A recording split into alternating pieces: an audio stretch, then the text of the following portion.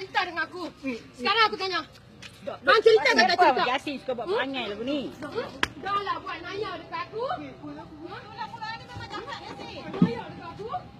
Ha? Mula memang jahat dia Yasin. Ha? Tangkap gambar hantar dekat Yusri.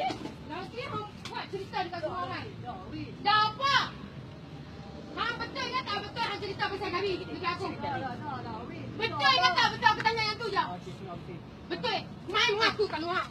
Mengaku lah kau. Bagi tahu kat Gabi. Bagi tahu dekat kau. Jalan pasal mulut am yang kuajak. Dekat Gabi. Bagi tahu dekat Gabi. Gabi mulut yang kuajak. Hang bagi tahu dekat Gabi. Hang bagi tahu dekat Gabi. Betul ke tak? Yang cerita dekat Wati lagi.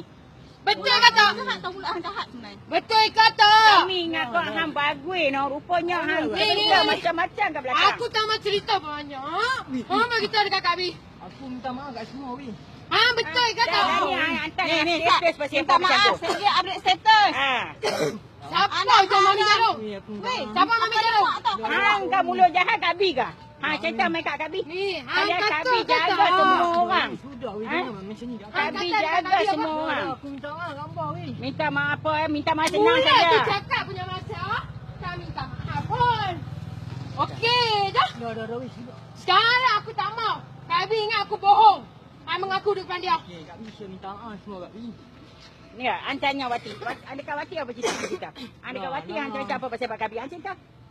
Hang cerita? Memang jahat tahu. Ha. Ni aku dah sabar banyak dah. Dah, sudah Ni weh. kan. Hari tu Gabi tanya apa tahu kat aku? Aku cover hang. Aku takut dia kata. Dah. Hang minum ketum lah. Hang minum semua aku cover hang kan. Cover hang dah kata. Aku cover hang dah kata. Masih faham apa buat aku?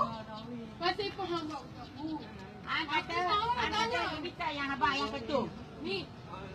Aku tak tahu weh siapa kasi tu tak tahu siapa lagi tak. Masih faham percaya Mariam sangat? Ha. Masih faham? Lepas tu dia kata kat saya pula Mami Jarum. Kungkong dekat hang tu. Kungkong dekat hang tu. Tak. Masih faham percaya dia sangat. Kenapa aku hantar percaya aku? Ha? Aku kawan untuk hang kan? Aku kawan untuk hang kan?